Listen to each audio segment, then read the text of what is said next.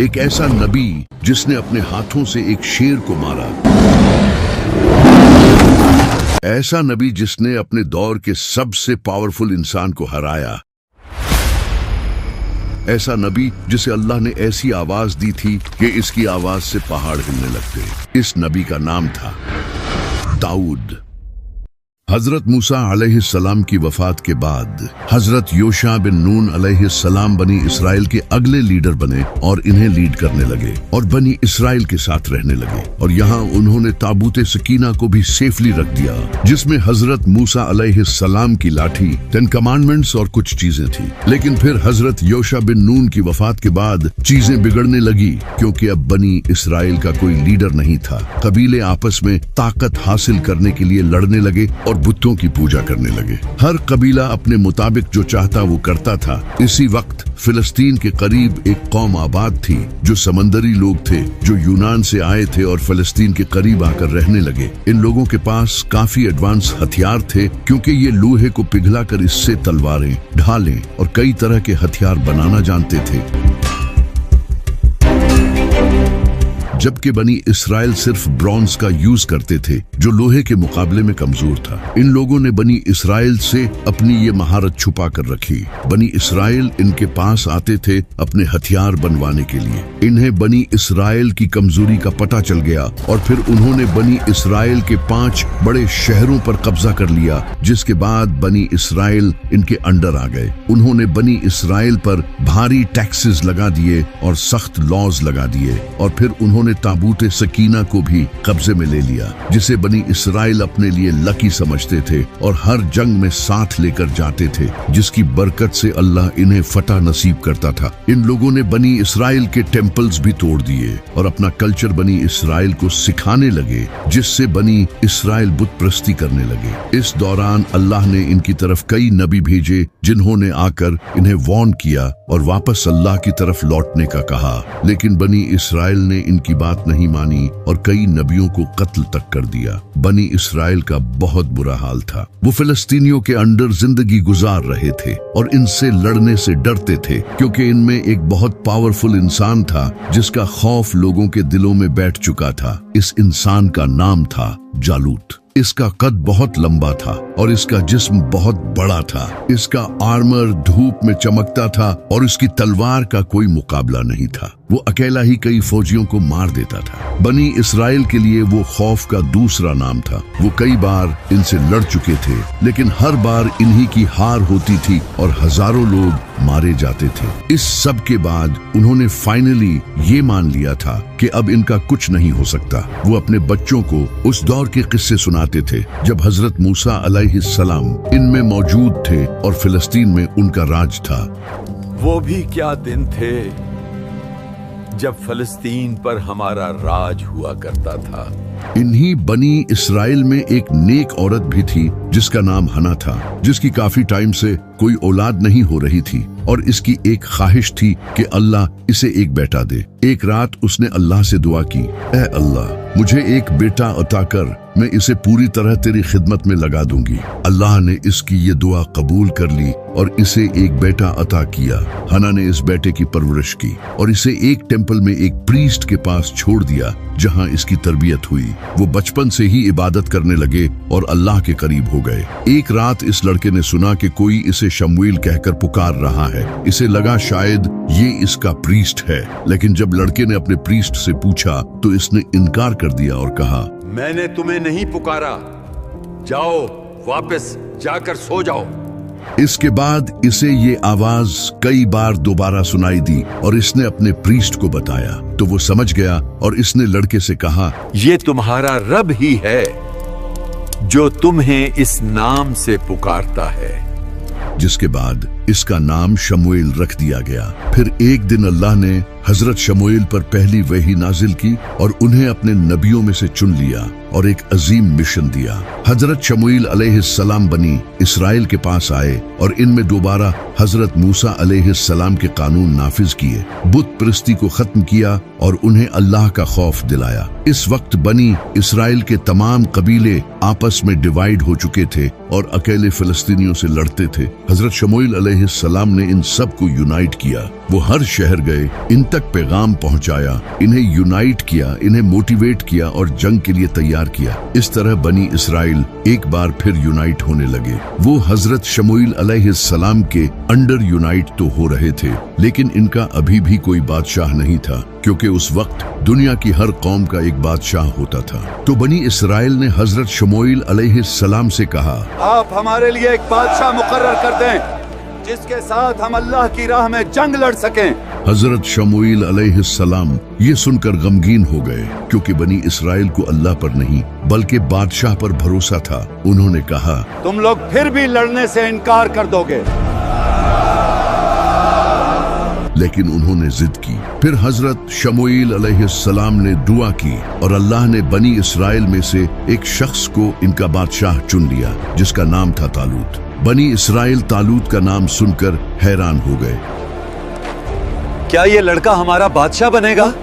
क्योंकि वो न अमीर था और न ही किसी बड़े कबीले से था। अल्लाह ने इसे इसलिए बादशाह चुना कि वो पावरफुल था और इसके पास इल्म था। हजरत शमूएल अलैहिस्सलाम ने इसे बनी इसराइल का बादशाह बना दिया, जिसके बाद अल्लाह ने फरिश्तों के जरिए ताबूते सकीना भी बनी इसराइल को वापस दे दिया, जो इनके गुनाहों की वजह से इनसे वापस ले लिया गया था।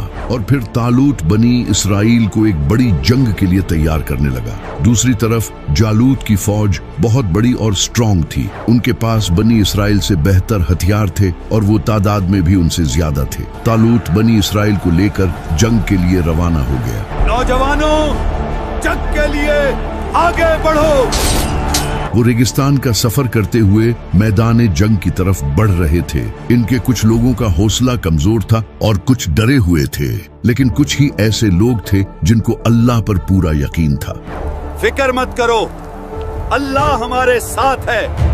तालूत जानता था कि इसे सबसे पहले ये पता करना होगा कि इनमें से कौन सच में जंग लड़ने के काबिल है। अल्लाह ने इसीलिए तालूत को हुक्म दिया कि वो अपनी कौम को एक दरिया के जरिए आजमाएगा, ताकि बुज़दिल लोग अलग हो जाएं और ये भी क्लियर हो जाए कि असल में अल्लाह पर भरोसा किसको है। तालूत की फौज कई दिनों से रेगिस्तान का सफर कर रही थी। इन्हें शदीद प्यास लगी हुई थी और वो थक चुके थे। तालूत ने अपनी फौज से कहा कि आगे एक दरिया आने वाला है। आगे एक दरिया आने वाला है।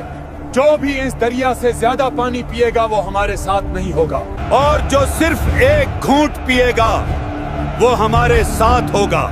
ये इनके लिए एक आजमाइश थी, ताकि देखा जाए कि अल्लाह के लिए कौन सब्र करता है। जैसे ही उनके सामने दरिया आया, ज्यादातर फौजी दरिया की तरफ भागे और पेट भरकर पानी पी लिया, सिवाय कुछ लोगों के जिन्होंने सिर्फ होंठ गीले किए और अल्लाह का हुक्म माना। जिन लोगों ने नाफरमानी की थी उन्हें हटा दिया गया। अब तालूत के पास सिर्फ एक छोटी सी फौज रह गई थी।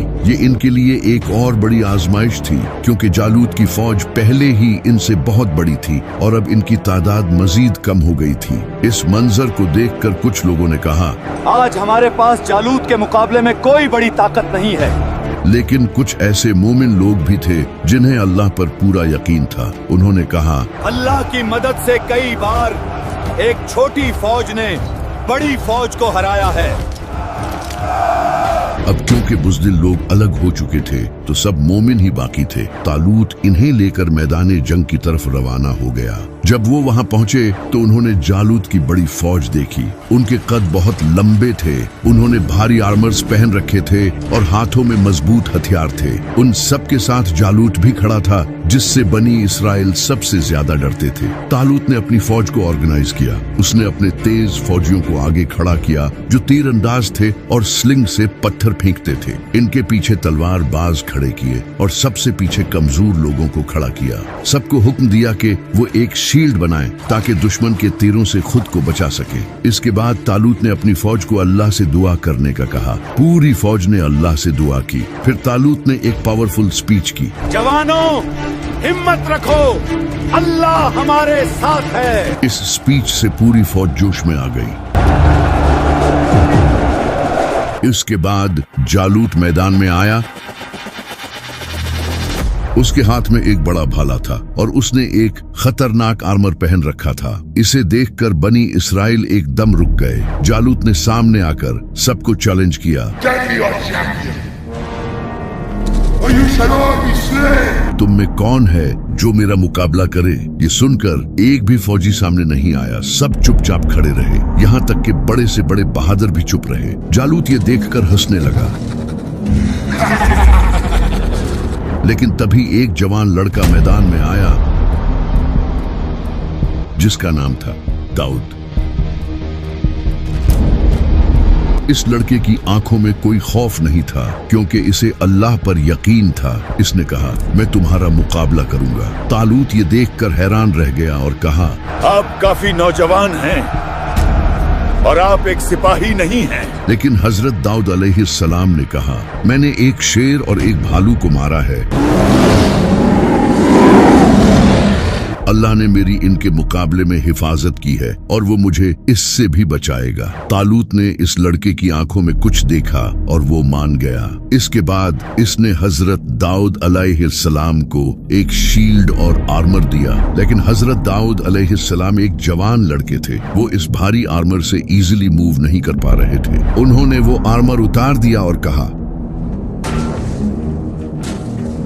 मैं इन सब से नहीं लड़ सकता। अल्लाह ने मुझे स्लिंग की काबिलियत दी है, ये मेरे लिए काफी है। इसके बाद उन्होंने 3 पत्थर उठाए, फिर वो जालूत के सामने आए। जालूत इन्हें देखकर हंसने लगा और इनका मजाक उड़ाने लगा और कहा, उन्होंने एक लड़के को मुझे मारने भेजा है। इन्हें क्या लगता है कि मैं कोई कुत्ता हूँ जो पत्थर से डर जाऊंगा?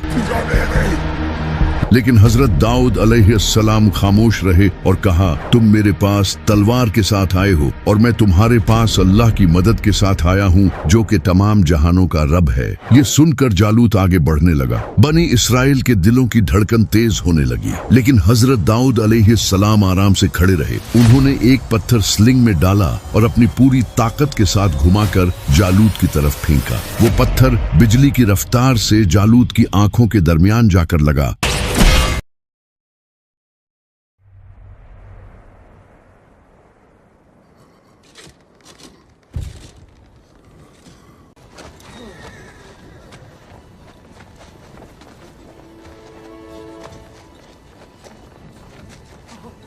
और फिर अगले लम्हे जालूत जमीन पर जा गिरा।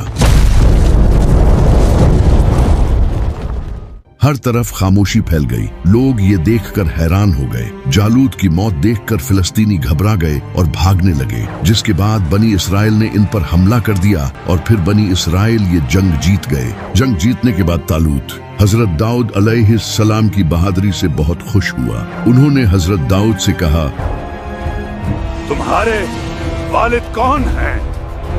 हजरत दाऊद अलैहिस्सलाम ने इन्हें अपने बाप का नाम बताया और इसके बाद तालूत ने इन्हें पूरी फौज के सामने ऑनर किया और इन्हें फौज का जनरल लगा दिया। लोग भी हजरत दाऊद अलैहिस्सलाम को काफी पसंद करने लगे और पूरे इसराइल में इनके चर्चे होने लगे। तालूत ने जब ये देखा कि बादशाह होने के बावजूद भी लोग दाऊद से मोहब्बत करते हैं, तो ये देखकर वो इनसे जेलस होने लगा। यहाँ तक कि उसने लोगों से ये भी सुना था कि दाऊद ही इसराइल का अगला बादशाह होना चाहिए।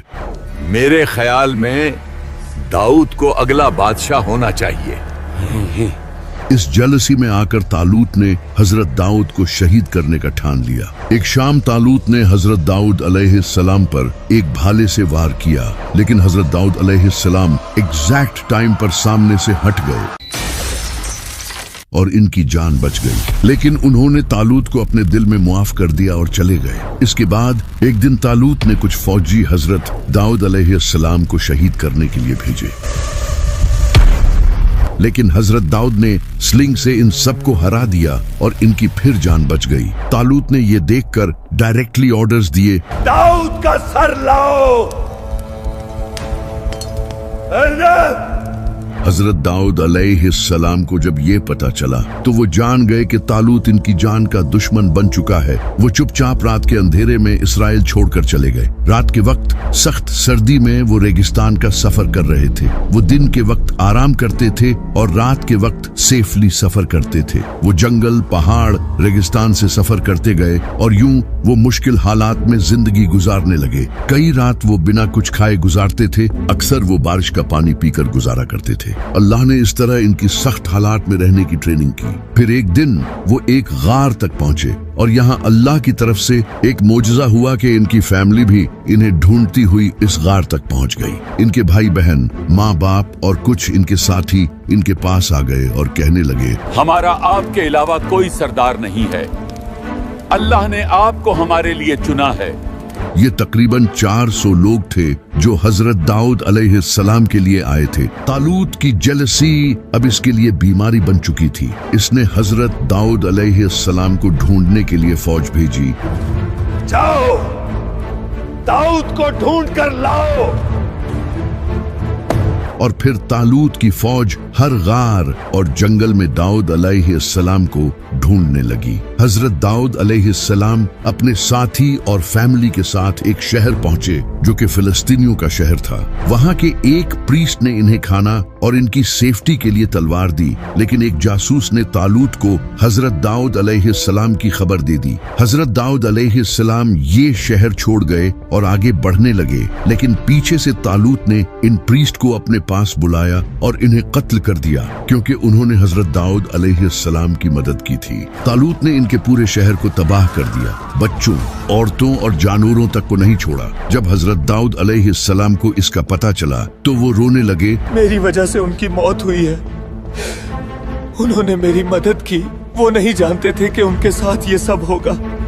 दूसरी तरफ तालूत फ्रस्ट्रेट हो रहा था और गुस्से में जल रहा था। तभी एक कबीले ने तालूत को खबर दी, हमें मालूम है कि दाऊद अपने साथियों के साथ कहाँ छुपा हुआ है, हमारे पास आओ, हम उसे तुम्हारे हवाले कर देंगे। इसके बाद उन्होंने तालूत को हजरत दाऊद अलैहिस्सलाम की गार की सही जगह बता दी। तालूत अपने साथ 3000 फौजी लेकर निकल पड़ा। तालूत की फौज एक वादी के पास पहुंची और वहां आराम करने के लिए कैंप्स लगा लिए। तभी रात को अल्लाह ने पूरी फौज को गहरी नींद में डाल दिया। ये लोग बिल्कुल हजरत दाऊद अलैहिस्सलाम की गार के पास सोए हुए थे। हजरत दाऊद अलैहिस्सलाम इनके कैंप्स में एंटर हुए और तालूत को अपने सामने देखा। तभी इनके साथियों ने कहा, अल्लाह आपको आपके दुश्मन के पास ले आया है, इसे यहीं खत्म कर दो।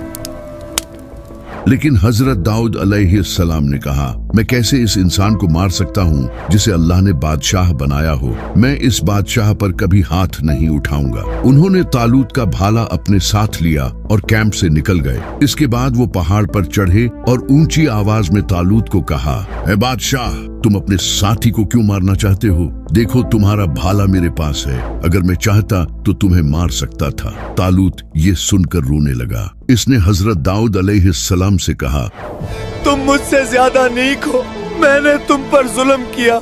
हजरत दाऊद अलैहिस्सलाम वहां से चले गए। कुछ टाइम के लिए तालूत का दिल नरम हो गया, लेकिन फिर उसके दिल में दोबारा जेलसी आ गई। तालूत ने उनका पीछा करना शुरू कर दिया और उन्हें ढूंढने लगा, लेकिन हजरत दाऊद अलैहिस्सलाम इसे नहीं मिले। कुछ दिन बाद फिर एक रात वो कैंप में आराम कर रहा था तो हजरत दाऊद अलैहिस्सलाम इसके कैंप में एंटर हुए और उसके कपड़ों का एक छोटा सा टुकड़ा काट दिया और सुबह के वक्त तालूत के कैंप्स के बाहर खड़े होकर कहा, देखो, ये तुम्हारे कपड़ों का टुकड़ा है, तुम्हारी जिंदगी फिर मेरे हाथों में थी, तुम आखिर क्यों मुझे मारना चाहते हो? तालूत फिर से रोने लगा और कहा, मैं जानता हूँ तुम मेरे बाद बादशाह बनोगे, वादा करो कि तुम मेरे खानदान को कुछ नहीं कहोगे। हजरत दाऊद अलैहिस्सलाम ने इससे वादा किया, लेकिन फिर उसके दिल में जेलसी आ गई।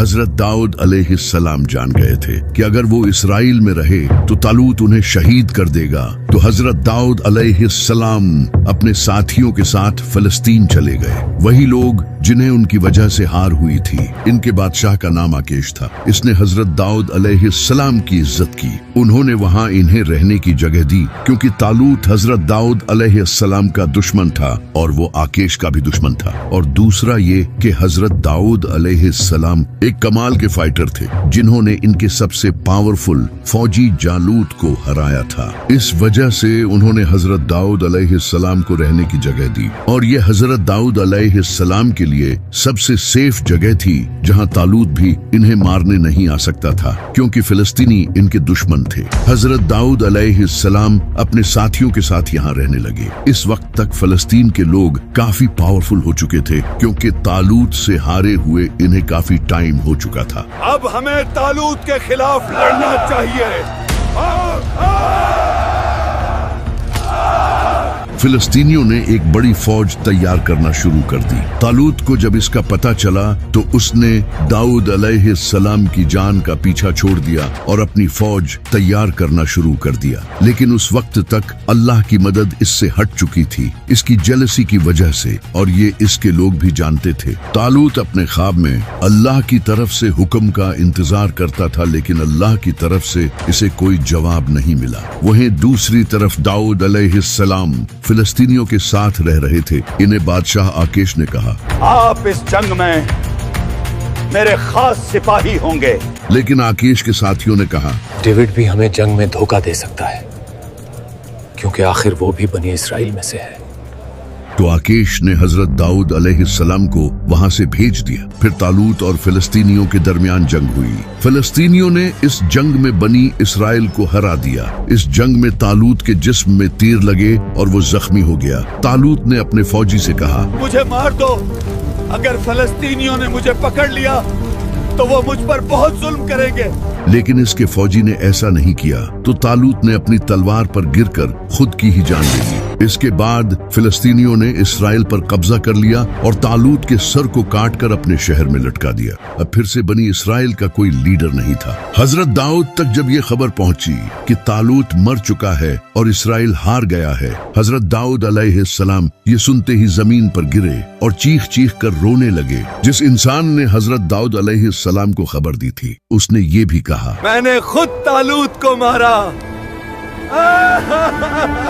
इसे लगा कि शायद हजरत दाऊद अलैहिस्सलाम उसे इसके बदले इनाम देंगे, लेकिन हजरत दाऊद अलैहिस्सलाम ने इसे इस जुर्म की सजा दी और कहा, तुम अल्लाह के लगाए बादशाह पर हाथ कैसे उठा सकते हो। इसके बाद हजरत दाऊद अलैहिस्सलाम ने अल्लाह से पूछा कि मैं अब कहाँ जाऊं और किस शहर जाकर रहूं। अल्लाह ने इन्हें हुक्म दिया कि हिब्रोन जाओ, वही शहर जहां हजरत इब्राहिम अलैहिस्सलाम रहते थे। हजरत दाऊद अलैहिस्सलाम अपनी फैमिली और साथियों के साथ हिब्रोन चले गए। जब वो हिब्रोन पहुंचे तो यहूदा कबीले के कुछ सरदारों ने हजरत दाऊद अलैहिस्सलाम से कहा, आप ही की वजह से हमने जालूत के खिलाफ जंग जीती, आप हमारे बादशाह बन जाएं। इस वक्त हजरत दाऊद अलैहिस्सलाम ने कहा, अल्लाह के लिए मैं आपका बादशाह बन जाऊंगा। दाऊद अलैहिस्सलाम की उम्र 30 साल थी और वो यहूदा कबीले के बादशाह बन चुके थे, और ये हजरत दाऊद अलैहिस्सलाम का अपना कबीला था। जबकि नॉर्थ में बनी इसराइल के बाकी कबीले तालूत के बेटे इशबोशल को अपना बादशाह बना चुके थे। 7 साल तक यही चलता रहा। इन 7 सालों में हजरत दाऊद अलैहिस्सलाम और इशबोशल के जनरल्स के दरमियान छोटी जंग भी हुई, लेकिन आने वाले कुछ सालों में हजरत दाऊद अलैहिस्सलाम पॉलिटिकली स्ट्रांग हो गए। इशबोशल की बादशाहत कमजोर होने लगी। फिर एक दिन इशबोशल के 2 कमांडर्स ने इसे कत्ल कर दिया और इसका सर हजरत दाऊद अलैहिस्सलाम के पास ले आए और इन्हें कहा, ये तुम्हारे दुश्मन का सर है।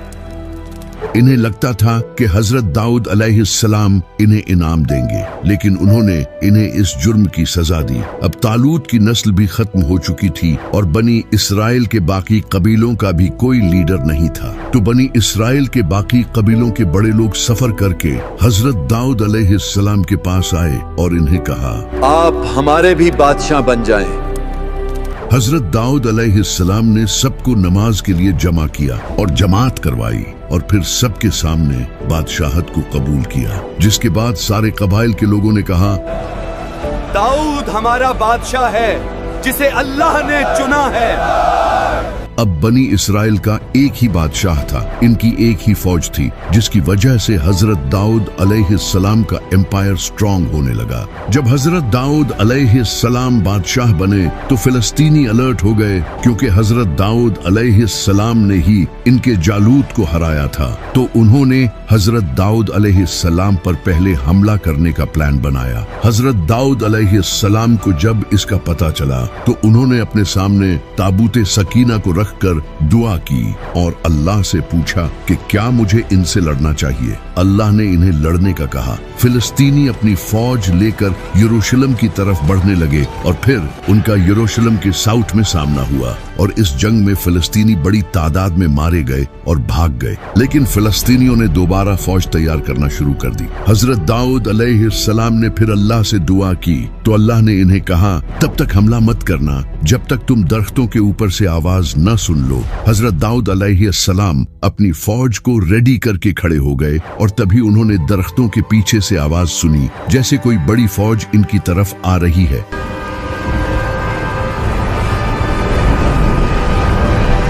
हजरत दाऊद अलैहिस्सलाम ने कहा, तो बनी इस्राइल ने पूरी ताकत से हमला किया और जंग जीत गए और इस तरह फिलिस्तीनियों का चैप्टर खत्म हो गया। इसके बाद हजरत दाऊद अलैहिस्सलाम ने यरूशलेम को फतह करने का प्लान बनाया। हजरत दाऊद अलैहिस्सलाम अपनी फौज लेकर यरूशलेम पहुंचे। जैसे ही वो यरूशलेम पहुंचे तो वो हजरत दाऊद अलैहिस्सलाम को देखकर हंसने लगे कि तुम कभी यहाँ नहीं आ सकते, ये दीवारें बहुत ऊंची हैं। हजरत दाऊद अलैहिस्सलाम खामोशी से खड़े रहे और यरूशलेम की दीवारों को देखते रहे और तभी उन्होंने डिस्कवर किया कि यरूशलेम के अंडर वाटर शाफ्ट है और यही यरूशलेम की सबसे बड़ी कमजोरी थी। उन्होंने एक जनरल की तरह प्लानिंग की।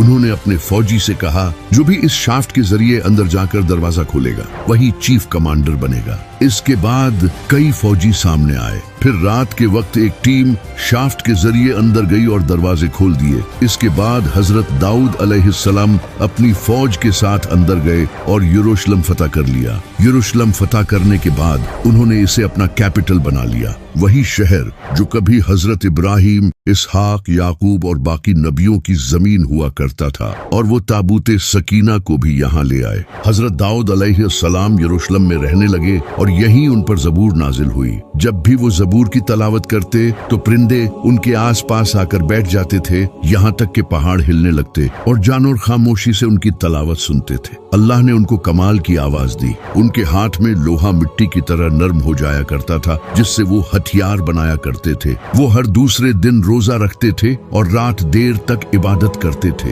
हजरत दाऊद अलैहिस्सलाम के 7 भाई थे और इनके बाप एक ईमानदार मजदूर थे। हजरत दाऊद अलैहिस्सलाम बचपन से ही बकरियां चराने लगे, बाकी नबियों की तरह, क्योंकि अल्लाह इस तरह नबियों की ट्रेनिंग किया करता था, क्योंकि इससे इंसान में सब्र और रिस्पॉन्सिबिलिटी पैदा होती है। हजरत दाऊद अलैहिस्सलाम पहाड़ों पर बकरियां चराते। जब वो बकरियां चराते तो साथ ही अल्लाह की हम्द करते। उनकी ये खूबसूरत आवाज पहाड़ों में गूंजती। वो इसी तरह हर शाम अल्लाह की हम्द किया करते थे और अपने रब को याद करते थे। वो काफी बहादुर भी थे। अक्सर औकात जब वो बकरियां चराते थे तो इनके सामने शेर आ जाता था।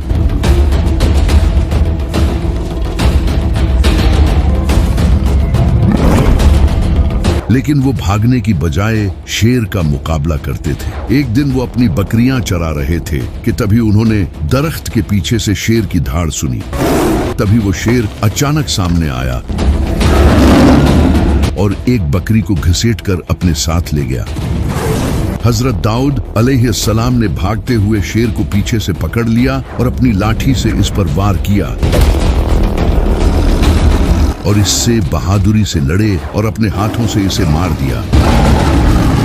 फिर एक दिन वो यूं ही बकरियां चरा रहे थे, तभी एक भालू ने इनकी बकरियों पर हमला कर दिया। वो भालू एक बकरी को लेकर अपने साथ भागने लगा। हजरत दाऊद अलैहिस्सलाम ने इसका पीछा किया और इसे पकड़ लिया और फिर इसे अपने हाथों से कत्ल किया।